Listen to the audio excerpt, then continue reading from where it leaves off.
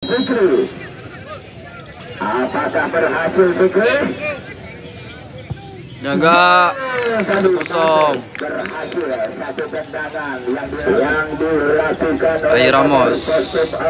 Air Ramos. Kita lihat apakah berhasil Air Ramos. Kita lihat kembali Air. Agak dan Tadi nampaknya kita lihat Haris Harun apakah berhasil dia untuk melakukan eksekusi penaltinya kali ini. ya Allah. Dilakukan oleh Putra Jepang Yoyo. Apakah Fajar Munandar mampu mengantisipasi? Jaga. Berhasilkah dia untuk melakukan eksekusi penalti? Dan juga apakah tugas yang diembankan Yoga ini berhasil? Kita lihat kembali Yoga. Masuk. Dapat dibaca arah bola. Kita lihat Fajar. Dan berhasilkah Aziz untuk melakukan? Kita lihat kembali. Oh, cantik sekali nampaknya dengan. Maka berhasil Jian Fadil Endor. Kembali gagal Jian Fadil. Hasil Iksan dulu dan juga Fajar Munandar mampukah mengantisipasinya? Kita lihat.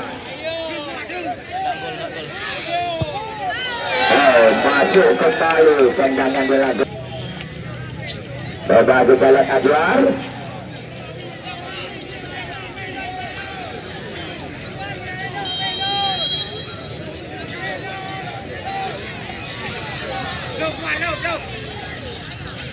Agak dan Naubat Azwar.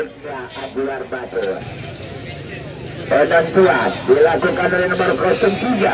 Tun Fajar. Maulana. Tun. Yeay.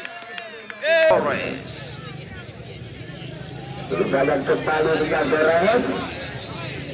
Apakah berhasil dengan Torres dan juga mampukah Banca Azmil untuk mengantisipasi? Lob. Kita lihat dengan Torres. Aku mengambil ancang-ancang siap-siap dia. Dan juga Banca Azmil siap-siap. Berdeh.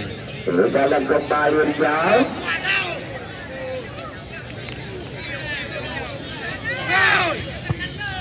Gol. Ayo. Bos, masih banyak bos. Bagus. Tahan satu lagi Fajar.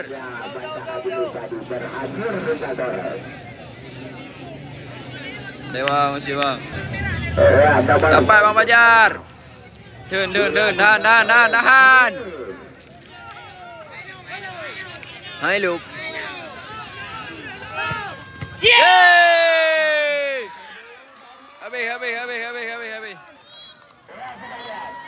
Habis. Rufi.